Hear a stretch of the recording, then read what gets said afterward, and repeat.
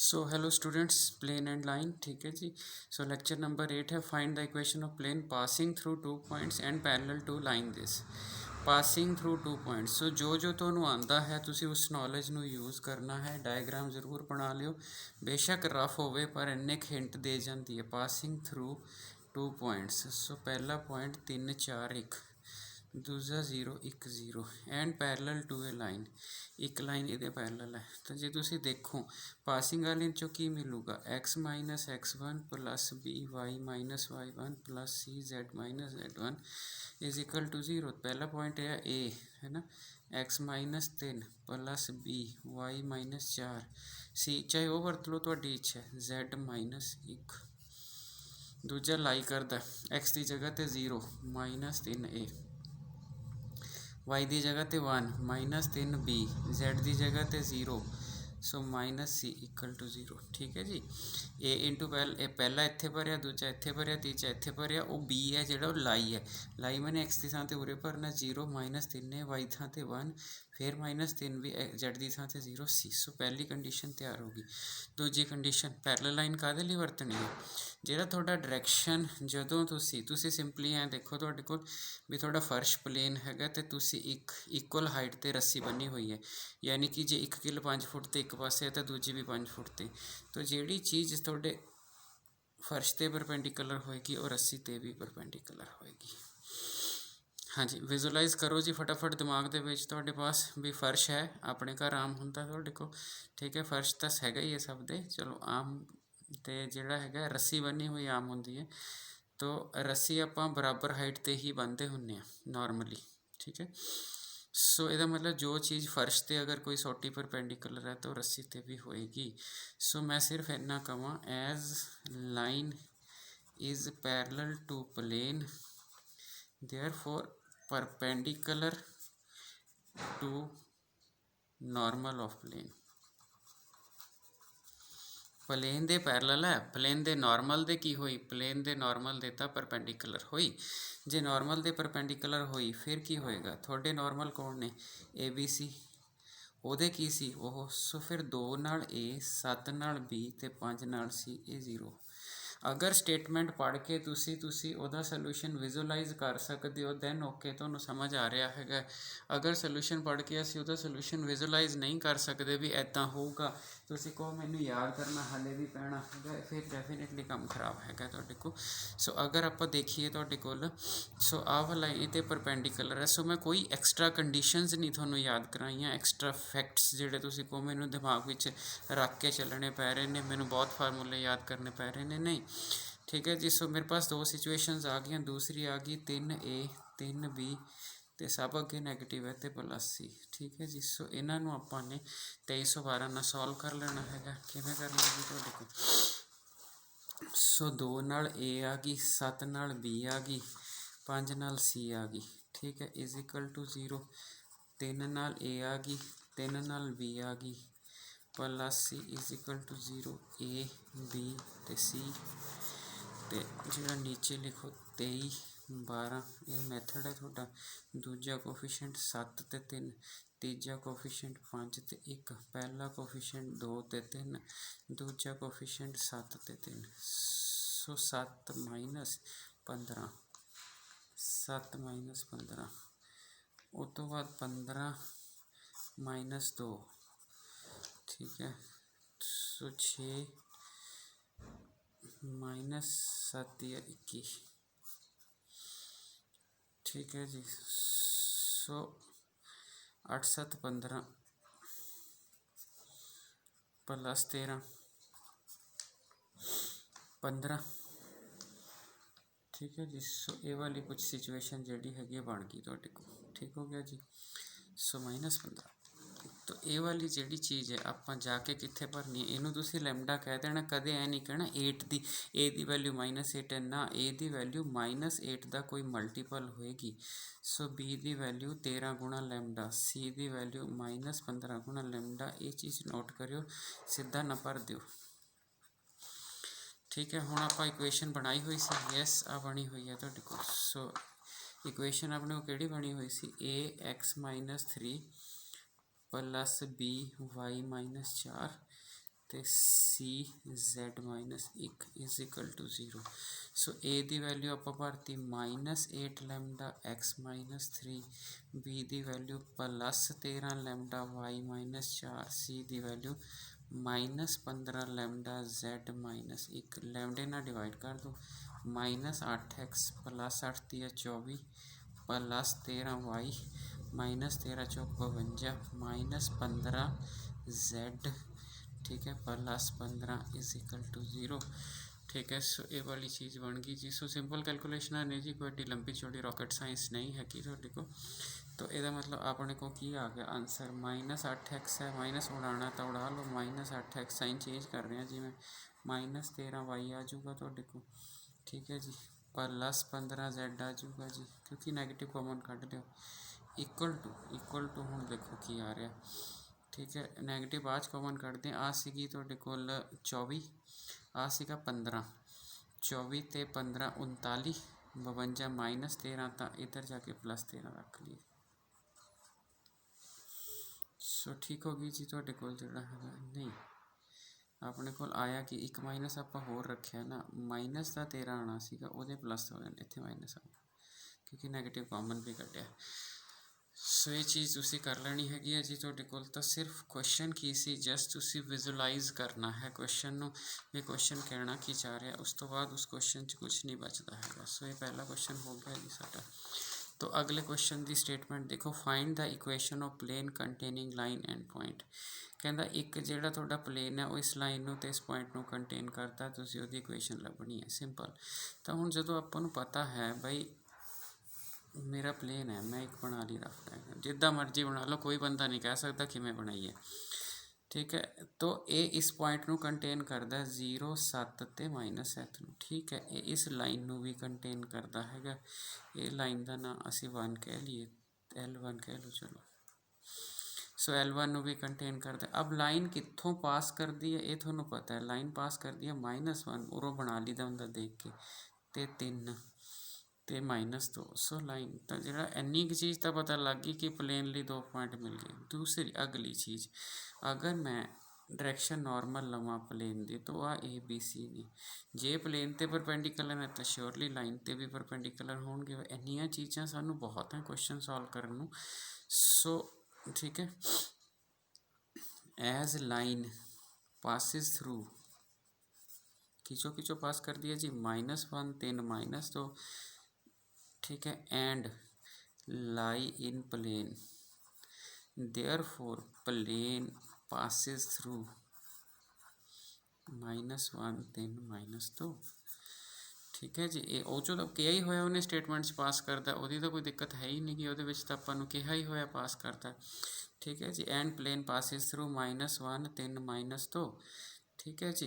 तो as line passes through आहा तुहाडे कोल and lie in a plane, the plane passes through this, ठीक है। देयरफॉर इक्वेशन ऑफ प्लेन होगी तुहाडे कोल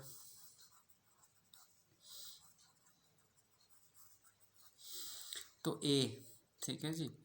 ए तो रही है पहले पॉइंट जिचों मैं पास करदा, ठीक है, पास जो मर्जी यूज़ कर लो, चाहे वो ठीक है। x -0 + b y -7 + c z +7 is equal to 0, आ इनू सैटिस्फाई करेगा।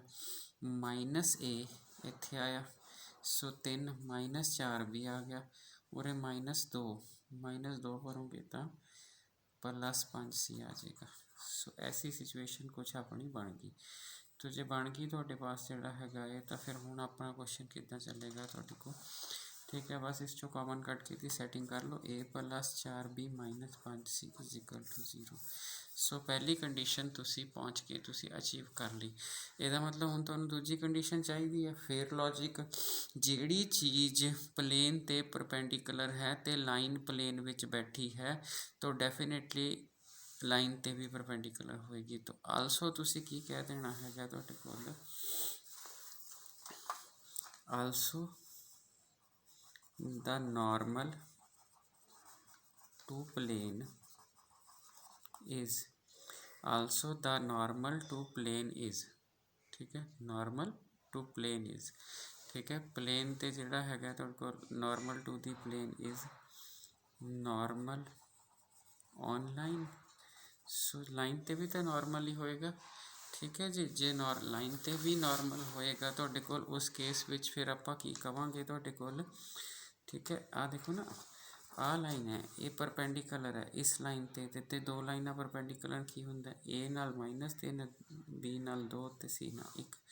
ਦੇਅਰਫੋਰ -3 A 2B + C = 0। ਸੋ ਮੇਰੀ ਦੂਜੀ ਕੰਡੀਸ਼ਨ ਹੈ, ਦੂਜੀ ਕੰਡੀਸ਼ਨ ਹੈ। ਪਹਿਲੀ ਕੰਡੀਸ਼ਨ ਕਿਹੜੀ ਸੀਗੀ, A + 4B - 5C = 0। ਫਿਰ ਉਹੀ A ਦੇ ਨੀਚੇ, B ਦੇ ਨੀਚੇ ਅਤੇ C ਦੇ ਨੀਚੇ। 23 12 ਸਾਡਾ ਮੈਥਡ ਹੈ। ਦੂਜਾ ਕੰਪੋਨੈਂਟ 2 ਅਤੇ 4 ਹੈ, ਇਹਨੂੰ ਨਹੀਂ ਯੂਜ਼ ਕਰਨਾ। 2 ਅਤੇ 4 ਦੂਜਾ ਕੰਪੋਨੈਂਟ ਹੈ। ਤੀਜਾ ਕੰਪੋਨੈਂਟ 1 ਅਤੇ -5 ਹੈ। ਪਹਿਲਾ ਕੰਪੋਨੈਂਟ 3 ਅਤੇ 1 ਹੈ। ਦੂਜਾ ਕੰਪੋਨੈਂਟ ਜਿਹੜਾ ਹੈਗਾ ਤੁਹਾਡੇ ਕੋਲ 2 ਅਤੇ 4। ਸੋ -10 -4, ਸੋ 1 इधर 1 गया, माइनस प्लस फिर माइनस आ जाएगा 15, सॉरी 5 15। सो -12 -2, अल्टीमेटली A नीचे -14, B नीचे -14, C नीचे -14, यानी कि A नीचे 1, B नीचे 1, C नीचे 1। सो कैलकुलेशन होगी जी, ਇਹਦਾ मतलब A ਦੀ वैल्यू लैम्डा आ गई, B ਦੀ वैल्यू लैम्डा आ गई, C ਦੀ वैल्यू लैम्डा आ गई। सो A B C ਤਿੰਨਾਂ ਦੀ वैल्यू लैम्डा आ गई जी। ਠੀਕ ਹੈ ਜੀ, ਜਦੋਂ ਆਪਾਂ A B C लैम्डा ਕਰ ਲਿਆ ਤੁਹਾਡੇ ਕੋਲ, ਹੁਣ ਆਪਾਂ ਨੇ ਵੈਲਿਊਜ਼ ਜਿਹੜੀਆਂ ਹੈਗੀਆਂ ਨੇ ਆਪਣੇ ਗਿਵਨ ਪਲੇਨ ਦੇ ਵਿੱਚ ਫਿਲ ਕਰ ਦੇਣੀਆਂ ਨੇ। ਅਬ ਤੁਹਾਡਾ ਗਿਵਨ ਪਲੇਨ ਕਿਹੜਾ ਸੀਗਾ, ਜਿਹੜਾ ਆਪਾਂ ਬਣਾਇਆ ਸੀਗਾ, x -0 प्लस ਜਿਹੜਾ ਸੀਗਾ B × y -7 C × z + 7।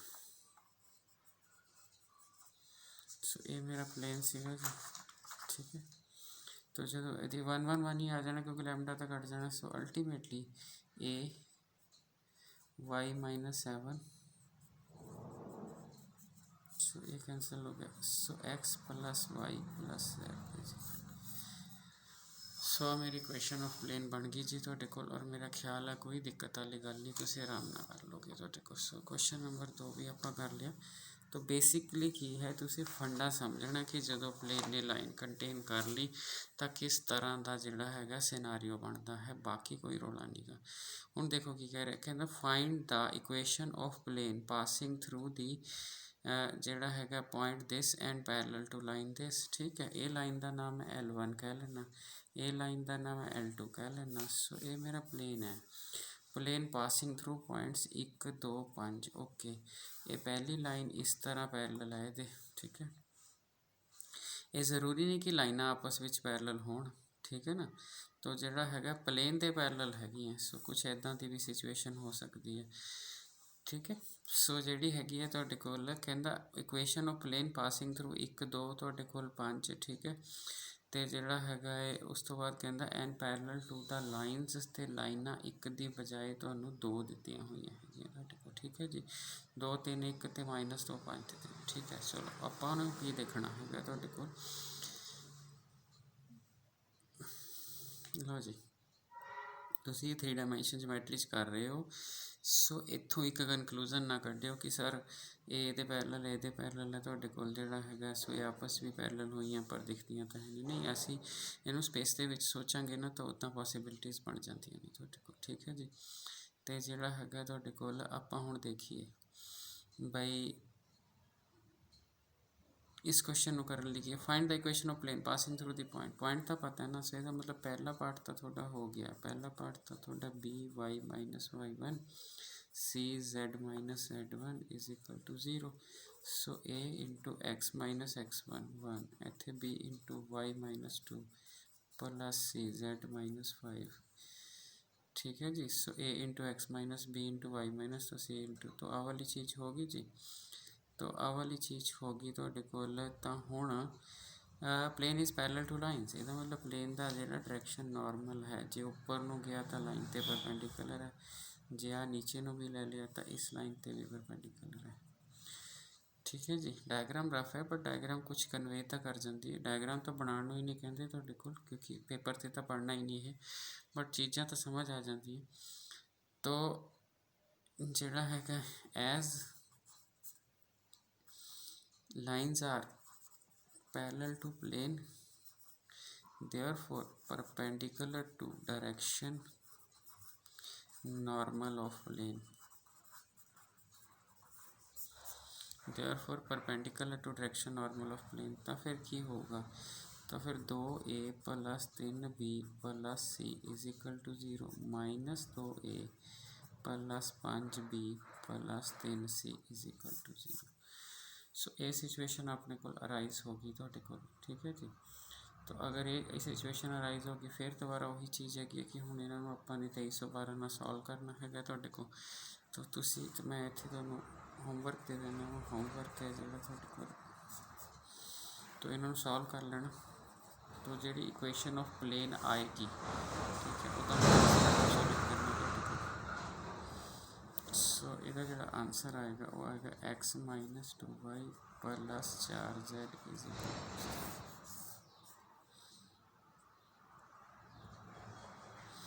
X minus 2y plus 4z is equal to 17। So ये ਤੁਹਾਡਾ आंसर आ जाएगा। मेरा ख्याल है कि तुम आराम ना कर लोगे, ठीक है जी। सो अगले क्वेश्चन कहना find the point of intersection of line and plane. Line and plane कितने कट करते हैं तुसी ये कढ़ना है। सो जे तुहानू फुट ऑफ परपेंडिकुलर आंदा है तुहाडे कोल, उत्थे आपां ने ये चीज़ां कीतियां सी, बट उन्होंने ऑफिशियली नहीं कहा सी भी कट करते हैं या कुछ करते हैं, बट इदा किया सी। तो तुसी पहला तो इनू कार्टीजियन च देख लो, क्योंकि तुहानू कार्टीजियन देखने की आदत है। सो कार्टीजियन च लाइन किदा होएगी, ए वाला फिक्स पॉइंट होंदा जिस लाइन पास करती है। सो x माइनस 1 y माइनस 2 तो z माइनस 3, ठीक है जी। ये उस तो बाद लाइन पैरल कि होंगी, ये 2 1 तो 2। सो लाइन आ गई जी। प्लेन की जी इक्वेशन है डेफिनेटली इक्वल टू 0 होंगे। प्लेन की इक्वेशन आ जाऊगी तुहाडे कोल, ठीक है। कोई मैंडेटरी नहीं होंदा कि वैक्टर फॉर्म लगानी है, जो उन्हें कहा वैक्टर च आंसर कढ़ना, ठीक है। पॉइंट ऑफ इंटरसेक्शन तो होंगी न्यूमेरिकल वैल्यू है, point of intersection numerical value होंगी है। सो ये 2 नाल x आ जाएगा, माइनस 6 नाल y आ जाएगा, तो 3 नाल z आ जाएगा, plus 5 is equal to 0। So आ लाइन है, आ लाइन इनू कट जाती है। इत्थे पॉइंट ऑफ इंटरसेक्शन है तुहाडे कोल। पॉइंट ऑफ इंटरसेक्शन का मतलब है ऐसा पॉइंट जिहड़ा प्लेन ते लाइन विच कॉमन है, ठीक है। बैक साइड तो निकल प्लेन और लाइन च कॉमन है। So any point on line की हो गया तुहाडे कोल। So any point on line, so any point on line की हो गया। सो एक्स की वैल्यू आ गई जी 2 लैमडा प्लस 1, वाई की वैल्यू आ गई लैमडा प्लस 2 एंड जेड की वैल्यू आ गई 2 लैमडा प्लस 3, ठीक है जी। सो ये आ गया। तो 2 एक्स की वैल्यू है 2 lambda plus 1, 6 y lambda plus 2, 3 z 2 lambda plus 3 plus 5 is equal to 0, ठीक है जी। सो जे आप देखिए की बनया, 4 लैमडा आ गया, प्लस 2 आ गया, माइनस 6 लैमडा आ गया, माइनस 12 आ गया, प्लस 6 लैमडा आ गया, प्लस 9 आ गया, प्लस 5 आ गया, इज इक्वल टू 0। तो 6 लैमडा कैंसल ही हो गए। सो 4 लैमडा बच गया, तो इधरों 9 5 14, 14 च 12 गए 2 is equal to minus 4। So lambda की वैल्यू माइनस 1 आ गई। अब लैमडा की वैल्यू तुम माइनस 1 इतने फिल करोगे। सो माइनस 2 चो 1 गया तो माइनस 1, वाई माइनस 1 तो इतने करोगे 1 आ गया, तो जेड की वैल्यू 1 आ जाएगी। सो माइनस 1 1 1 जोड़ा है तुहाडे पास माइनस 1 1 तो 1, इनू तुसी पॉइंट ऑफ इंटरसेक्शन कहने हो तुहाडे पास ऑफ प्लेन एंड लाइन, ठीक है जी। सो ये वाली चीज़ आ गई तुहाडे कोल, ते मेरा ख्याल है जी तुहानू बिल्कुल ठीक ठाक ढंग नाल समझ आ गया होना। तो इदां दा क्वेश्चन भी कई बार आ जाता होंदा। तो थोड़ा जा इस तो अगे चलिए, इस तो अगे चलिए तुहाडे कोल क्वेश्चन की कह रहे find the equation of line passing through this and point of intersection of this and this.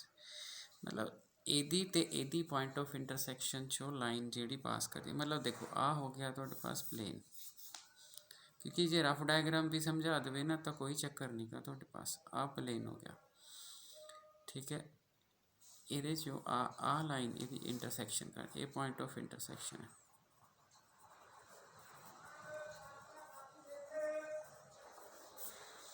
ठीक है। इस लाइन का नाम आप L1 कहता, L1 ਇਹਦਾ नाम प्लेन 1 कहता। सो ਇੱਥੇ ਇਹ प्लेन 1 हो गया ਤੁਹਾਡਾ। Point of intersection of L1 and P1। तो L1 ਤੁਹਾਡੀ लाइन है तो ਜਿਹੜਾ ਹੈਗਾ ਤੁਹਾਡੇ ਕੋਲ P1 ਤੁਹਾਡਾ ਜਿਹੜਾ ਹੈਗਾ पॉइंट है, ਇਹਨਾਂ ਦੀ ਜਿਹੜੀ इंटरसैक्शन हैगी है ਤੁਹਾਡੇ पास पॉइंट ऑफ इंटरसैक्शन है, ठीक है जी। ਹੁਣ आगे की कह रहे find the equation of line. देखो प्योरली रफ डायग्राम है, किसी मेजरमेंट तो नहीं है, सो इस तरह के भुलेखे च ना रहना। एक होर लाइन है जी 1 3 2, सो 1 3 2 चो पास कर दे, मैं स्कैच नाल लिख देना 1 3 2 चो पास करती है। तो दूसरा पॉइंट है वह आ लाइन L2 है, ये आप वांट टू फाइंड है साड़ी, असी चाहते हैं वांट टू फाइंड, ठीक है जी। सो ये वाली चीज़ होगी जी तुहाडे कोल, ठीक है। तो आपां ने क्या करना है तुहाडे कोल, सो आ वाली चीज़ होगी तुहाडे कोल, आपां वांट टू फाइंड करते हैं तुहाडे कोल, ठीक है। तो हुण आपां जिहड़ा हैगा तुहाडे कोल पॉइंट ऑफ इंटरसैक्शन मिल जाए तो आपां नूं, क्योंकि एक लाइन कड्ढण लई मैनूं की चाहिदा हुंदा, जिस चों तुसीं पास करते हो, तो पास करन वाला पॉइंट तो मैनूं पता ही है तुहाडे कोल, ठीक है। नीचे LMN होंगे, या तो अपने डायरैक्शन रेशोज़ होने चाहिए ने, या फिर जी लाइन के तुसी पैरेलल हो उस ते होने चाहिए ने। यदा मतलब सिर्फ मैंने पहला पॉइंट मिले इंटरसैक्शन। तो पॉइंट ऑफ इंटरसैक्शन कड्ढण लई आपां ने की करना है तुहाडे कोल, जिहड़ी लाइन आपां नूं क्वेश्चन च दित्ती हुई हैगी है तुहाडे कोल x - 1 y/2 ते z+1/3, इनू असीं लैमडा कर लिया। सो x की वैल्यू 3 लैमडा + 1, y की वैल्यू 2 लैमडा, ठीक है जी। तो z की वैल्यू 3 लैमडा -1। सो x की वैल्यू 3 लैमडा +1, y की वैल्यू 2 लैमडा, तो z की वैल्यू तुहाडे कोल जिहड़ी हैगी है 3 लैमडा -1, ठीक है जी। सो ये वाली चीज़ होगी जी। अब ए वाली वैल्यू प्लेन चलाई कर दी है क्योंकि इंटरसेक्शन है, तो प्लेन च पुट कर देंगे आप, पुट इन प्लेन, तो प्लेन च पुट करांगे 3 लैमडा +1, वाई की थां ते असी 2 लैमडा भर दिता, जेड की थां ते -3 लैमडा +1 = 8। तो 3 लैमडे ना 3 लैमडा कटिया गया, 2 लैमडा +2 = 8, ठीक है जी। तो यदा मतलब 2 लैमडा = 6 लैमडे की वैल्यू 3 आ गई। सो इत्थे तक आप कढ़ लिया। जो लैमडा साढ़े को 3 आ गया तो यदा मतलब पॉइंट ऑफ इंटरसैक्शन बड़े आराम नाल निकल जूगा तुहाडे कोल, ठीक है जी। सो जिहड़ा हैगा तुहाडे कोल मेरा आंसर थोड़ा जिहा फर्क है, मैं एक बार मिला ला जी तुहाडे को। Z7 तो प्लेन हैगा x + y - z = 8। हाँ जी, तो फिर गलती की है, माड़ा सैट कर लीए अपना तुहाडे को। गलती की हुई है कि जो मैं इक्वेशन लिखी है ना, ये सीगी इत्थे 7 सीगा, तां मैं क्या पॉइंट ऑफ इंटरसैक्शन टैली नहीं किया। तो जे 7 सीगा तो फिर इत्थे की होगा तुहाडे कोल 7 लैमडा -1, ठीक है जी। सो हो गया। तो यदा मतलब इत्थे 7 लैमडा आ जूगा, माइनस ने प्लस बने जाना, तो ये 3 ते 2 5, इतने -2 आ जाएगा, ठीक है। सो -2 आ जाएगा, सो -3 आ जाएगा।